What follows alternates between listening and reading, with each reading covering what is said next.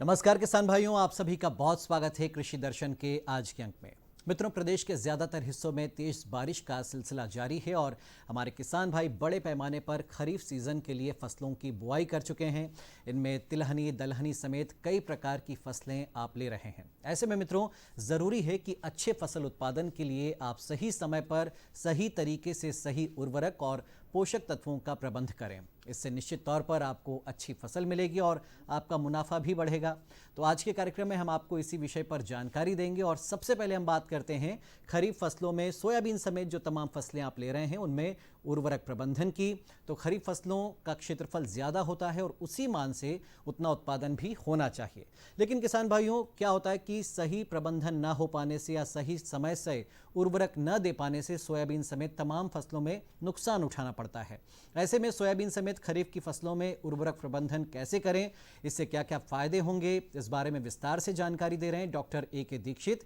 आप वरिष्ठ कृषि वैज्ञानिक हैं और देवास कृषि विज्ञान केंद्र के प्रमुख हैं। तो जानते हैं खरीफ फसलों में उर्वरक प्रबंधन के बारे में। सभी अपने मध्य प्रदेश के सम्मानित कृषक बंधुओं को सादर नमन करता हूं, प्रणाम करता हूं, अभिवादन करता हूं। साथ ही आज जो खरीफ मौसम में हम देख रहे हैं कि जो वर्षा की स्थिति हम देखें तो उतनी अच्छी नहीं थी जितनी कि अच्छी होनी चाहिए थी। उसके बावजूद जो हमारी सोयाबीन की फसल और जो अन्य खरीफ की फसलें हैं काफ़ी बेहतर स्थिति में हैं। लेकिन हमें कई समसामयिक चीज़ों को विशेष रूप से ध्यान देने की ज़रूरत है, जो कि हमें फील्ड में, जो हमें खेतों में दिखाई दे रहा है, और उसके प्रति अपने किसान भाइयों को निश्चित रूप से सजग और सतर्क रहने की आवश्यकता है।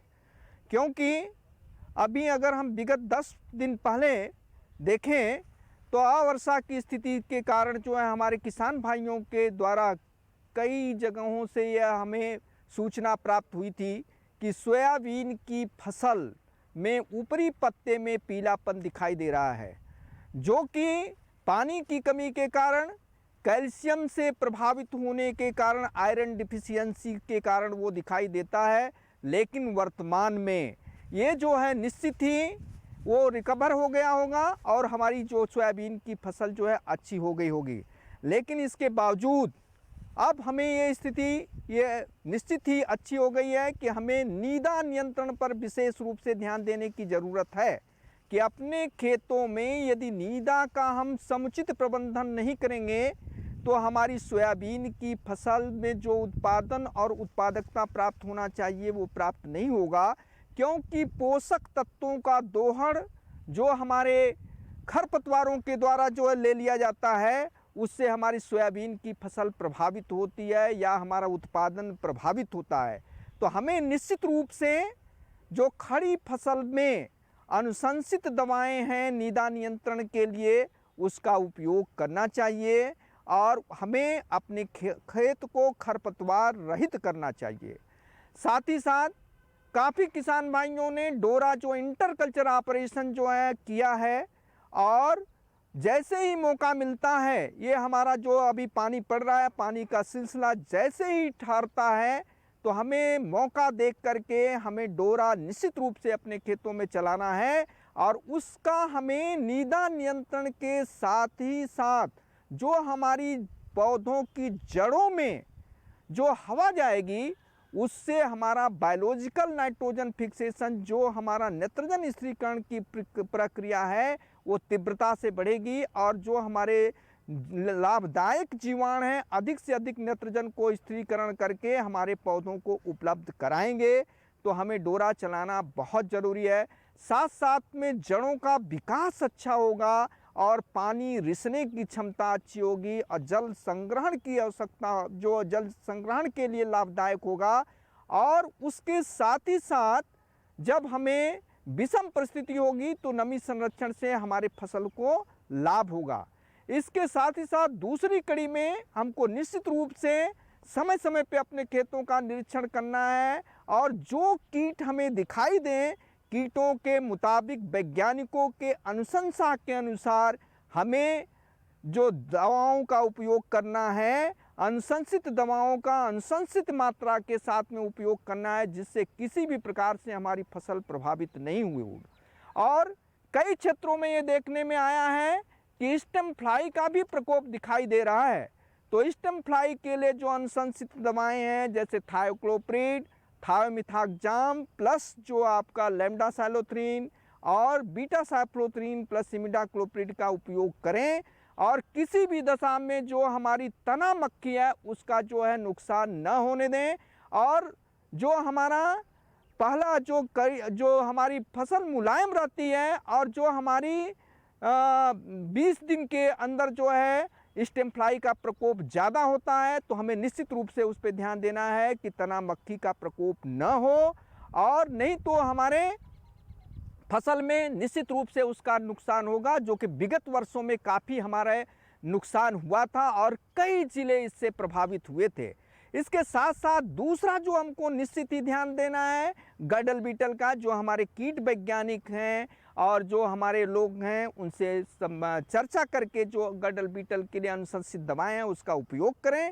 गडल बीटल और स्टेम फ्लाई में दोनों में अंतर होता है कि गडल बीटल में 2 रिंग बना करके जो है कीट जो है उसमें अंडे छोड़ता है, और स्टेम फ्लाई जो है नीचे से जो है अपने मक्खी प्रवेश करके उसके अंदर जो है अंडे छोड़ती है।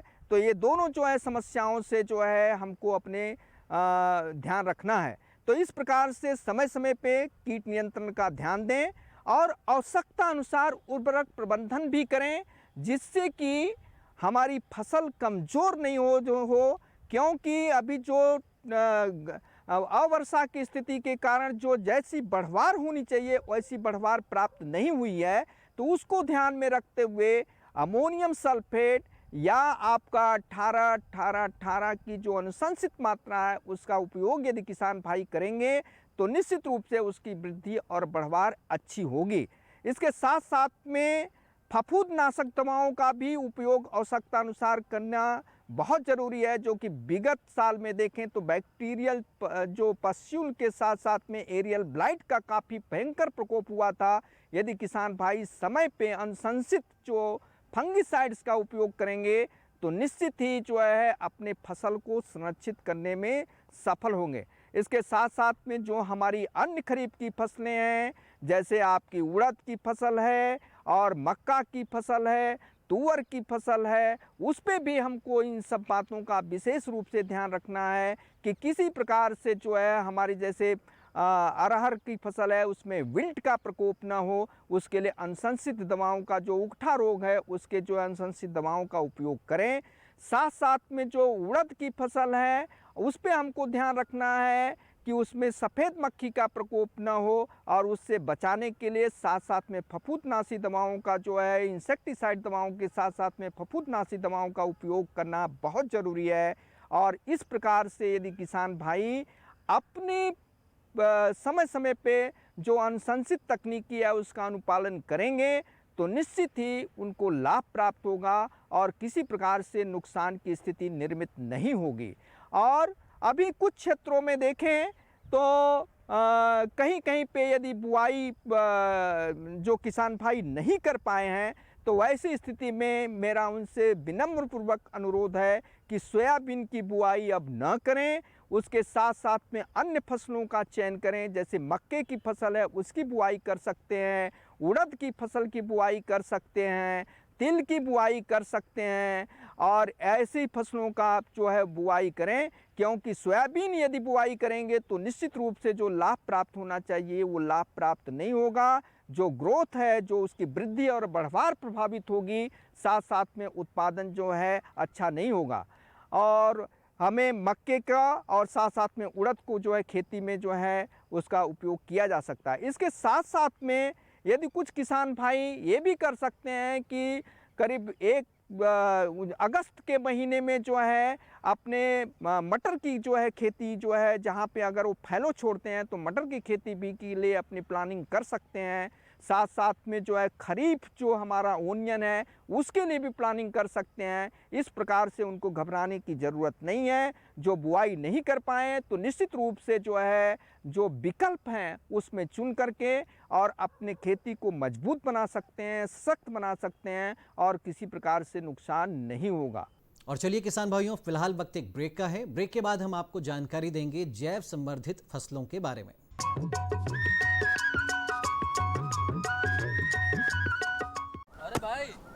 पता नहीं क्या केसीसी ने किसानों का जिंदगी बदल दिया है। देश के छोटे किसान 1,60,000 रुपये तक का कर्ज बिना किसी गारंटी को ले पाएंगे। ब्याज खोरों से भी पीछा छुटा। मैं तो जैविक खेती का पूरा सामान मंगा लिया। केसीसी का भी कोई दबाव नहीं है। ब्याज चुकाने के लिए पूरा 1 साल मिलता है। समय पर भुगतान करने पर केवल 4% के सालाना ब्याज पे लोन मिल गया मुझे। अपना आधार कार्ड, लेटेस्ट फोटो और जमीन के कागजात लेके अप्लाई करो बस। और नामांकन भरने के लिए जेब भी ढीली नहीं करनी पड़ी।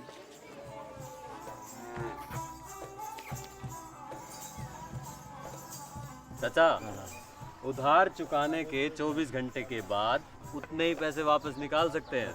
केसीसी ने किसानों की जिंदगी वाकई बदल दी है। तो आप भी किसान क्रेडिट कार्ड अपनाएं और सहजता से ऋण पाएं। अरे सुन तो। मुझे क्या सुनाना चाहते हो? जो सुनाओ मेरी सौतन को। किसको? अरे वही तुम्हारा मोबाइल फोन जिससे सुबह शाम दिन रात चिपके रहते थे और कहते थे किसान कॉल सेंटर से बातें हो रही हैं। अच्छा ये बात है। हाँ क्यों, क्या हुआ? अब बात नहीं होती क्या? अब तो झट से बात हो जाती है। संबंधी समस्याओं का अपनी भाषा में तुरंत हल पाने के लिए पूरे भारत में किसी भी फोन से हेल्पलाइन नंबर पर संपर्क करें। किसानों का दोस्त किसान कॉल सेंटर।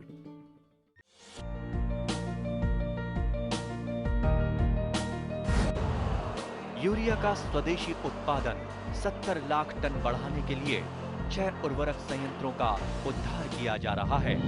FCIL के गोरखपुर, सिंदरी, तलचर और रामागुंडम संयंत्र, HFCL की बरौनी इकाई और BVFCL की नामरू फोर्थ।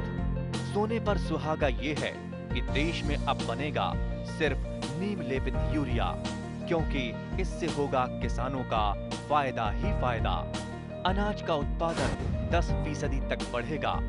बढ़ेगी 10 से 15% नाइट्रोजन क्षमता।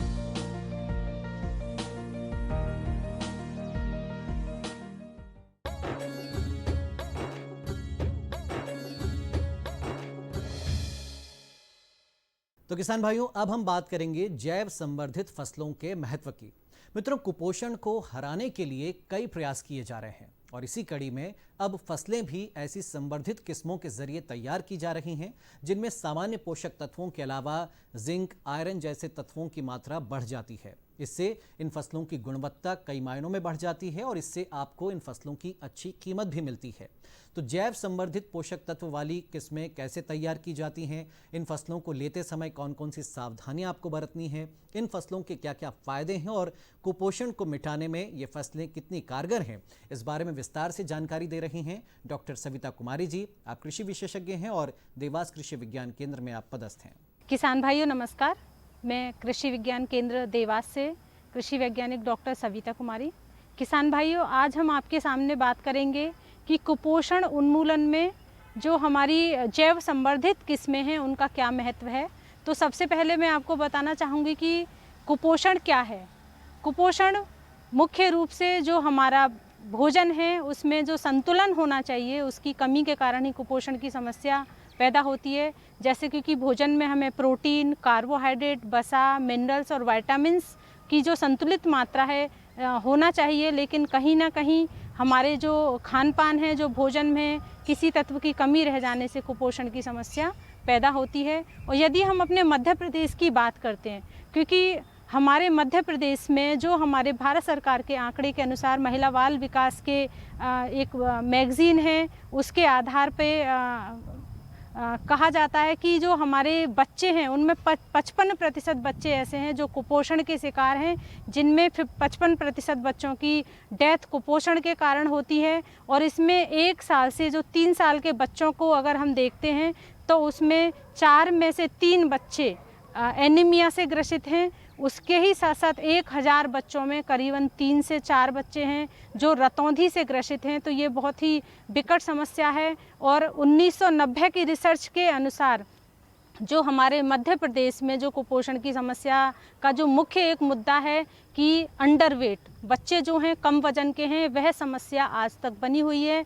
तो इसमें जो जैव संवर्धित किस्में हैं उनका बहुत ही महत्वपूर्ण रोल प्ले कर सकते हैं, और उसका सबसे बड़ा कारण है क्योंकि हमारा जो मुख्य भोजन है अनाज और दालें हैं, हम सभी इसको आसानी से अपने भोजन में शामिल कर सकते हैं। तो उसके लिए भारतीय कृषि अनुसंधान परिषद द्वारा जो गेहूं अनुसंधान केंद्र इंदौर में है, इन्होंने बहुत ही रिसर्च उपरांत जो बायोफोर्टिफाइड जो जैव संवर्धित वैरायटी हैं उनको निकाला है, जिसमें अगर हम गेहूं की बात करें तो गेहूं में HI1633 पूसा बानी एक ऐसी वैरायटी है जिसमें 12.4% तक प्रोटीन है और 41% इसमें आयरन है और 41% ही इसमें जिंक है, जो कि उसको अगर हम बच्चों को रोटी के रूप में या दलिया के रूप में उनको देते हैं तो ये कुपोषण उन्मूलन के लिए बहुत अच्छा एक विकल्प हो सकता है। उसी के साथ साथ पूसा अहिल्या है HI1634, यह भी प्रोटीन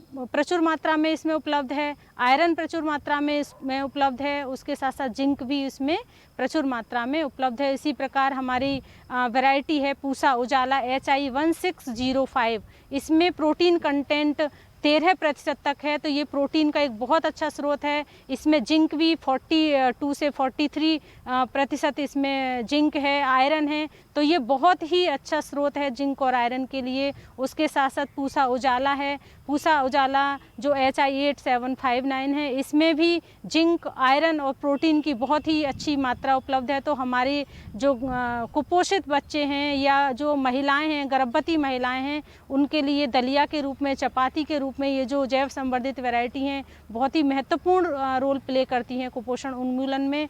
और इसके साथ साथ हमारी सोयाबीन की वैरायटी NRC 127, NRC 141 और NRC 142, ये वैरायटी भी बहुत ही अच्छी है कुपोषण उन्मूलन के लिए, क्योंकि इनकी जो विशेषता है ये एक तो इसमें जो स्मेल आती है, गंध आती है, ये उससे फ्री हैं, और उसके साथ साथ इसको जो हम खाने में इस्तेमाल करते थे तो जिसमें KTI होता है ये उससे भी फ्री है इसमें, या हम ये कहें कि ये इजीली डाइजेस्टेबल है। यदि हमें स्वस्थ समाज का निर्माण करना है तो हमें जो कुपोषण है इसके साथ लड़ना होगा और जो सुपोषण की तरफ हमें जाना होगा। और उसके लिए जो मैंने अभी आपको गेहूं का विकल्प बताया, सोयाबीन का बताया, चने का बताया, यदि हम इसको दैनिक जीवन में प्रयोग करेंगे तो अवश्य ही जो हमारी कुपोषण की समस्या है इसको हम दूर कर सकते हैं, और जो अपने बच्चे हैं उनका शारीरिक और मानसिक दोनों ही प्रकार का जो विकास है उसको कर सकते हैं, और उनका एक अच्छा भविष्य निर्माण कर सकते हैं और स्वस्थ समाज का निर्माण कर सकते हैं। और हम इसी की ओर आगे अग्रसर हैं कि हम जो कुपोषण है उसकी जो समस्या है उसको दूर करें और अपना जो समाज है उसको स्वस्थ बनाएं।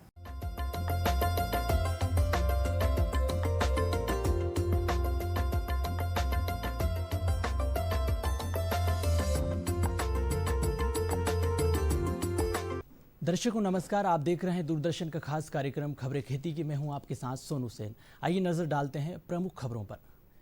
देश में खरीफ बोनी 611 लाख हेक्टेयर से अधिक, ग्रामीण युवाओं को 25 लाख रुपए का मिलेगा ऋण।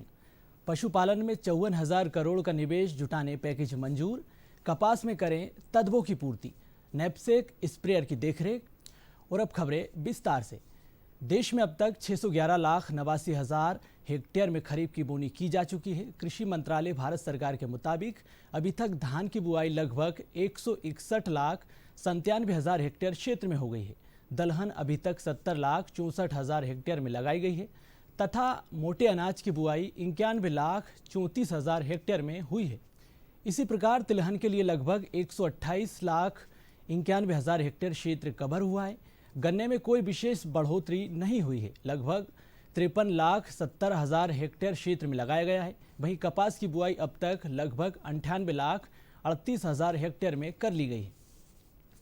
ग्रामीण युवाओं को मिलेगा ऋण। मध्य प्रदेश में कस्टम प्रोसेसिंग केंद्र स्थापित करने संबंधी योजना लागू की जा रही है।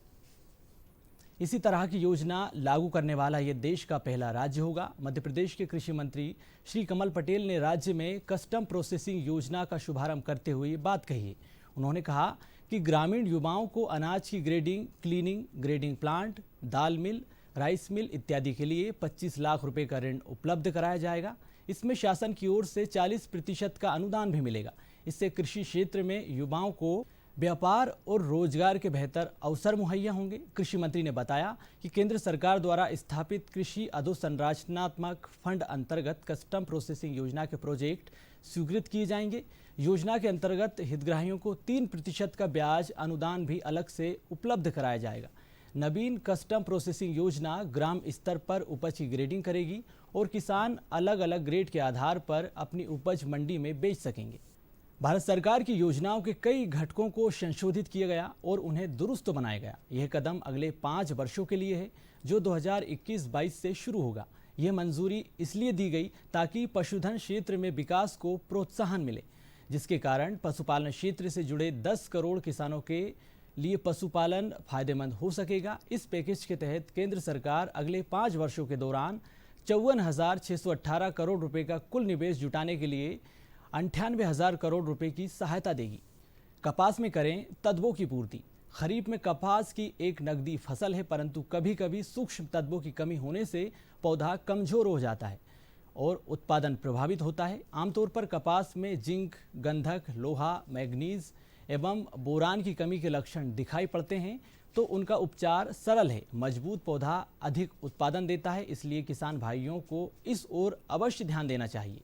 कपास के पौधों में जिंक की कमी को दूर करने के लिए 20 से 25 किलो जिंक सल्फेट प्रति हेक्टेयर की दर से यदि बुआई के समय दिया जाए तो अधिक लाभकारी होगा। खड़ी फसल पर जिंक सल्फेट 2 ग्राम और चूना 1 ग्राम प्रति लीटर पानी में घोल बनाकर छिड़काव किया जा सकता है। फसल में गंधक की कमी आने पर 20 से 40 किलो गंधक युक्त उर्वरक प्रति हेक्टेयर की दर से भूमि में मिलाएं।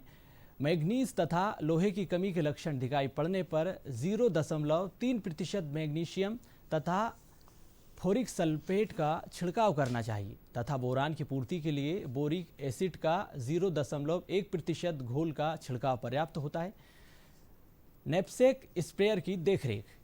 किसान भाइयों, पौध संरक्षण के लिए नैपसेक स्प्रेयर की ज़रूरत होती है। कई बार चलते चलते इसमें खराबी आने के कारण कृषि कार्य बाधित हो जाता है। ऐसे में ज़रूरी है कि उसके रख रखाव की समुचित जानकारी होना चाहिए। कई बार दाब कम बनता है, इसके लिए पहले टंकी देखें, यदि खाली है तो इसे भरकर चलाएं। फिर भी शिकायत दूर ना हो तो पंप पर विशेष बल्ब चेक करें। यदि कोई अवरोध है तो साफ करें या उसे बदल दें। इसके बाद भी समस्या का समाधान ना हो तो पिस्टन चेक करें। पिस्टन की सील घिसी दिखाई दे तो उसे बदल दें। इससे कम दबाव की समस्या से निजात मिल सकती है। कई बार छिड़काव अनियंत्रित हो जाता है, ऐसे में वायु प्रकोष्ठ में तरल पदार्थ आने से भी ऐसी समस्या आ जाती है। इसके लिए वायु प्रकोष्ठ को खाली करके समस्या का समाधान किया जा सकता है। यदि वायु प्रकोष्ठ में रिसाव है तो उसे बदल दें। यदि बाहरी रिसाव की दिक्कत आ रही है तो नई डोज या होज लगा दें। होज का कनेक्टर क्षतिग्रस्त है तो उसे भी बदल दें। टंकी से रिसाव की स्थिति में उसे ठीक कराएं। फिलहाल खबरें खेती में इतना ही। मुझे दीजिए इजाज़त। नमस्कार।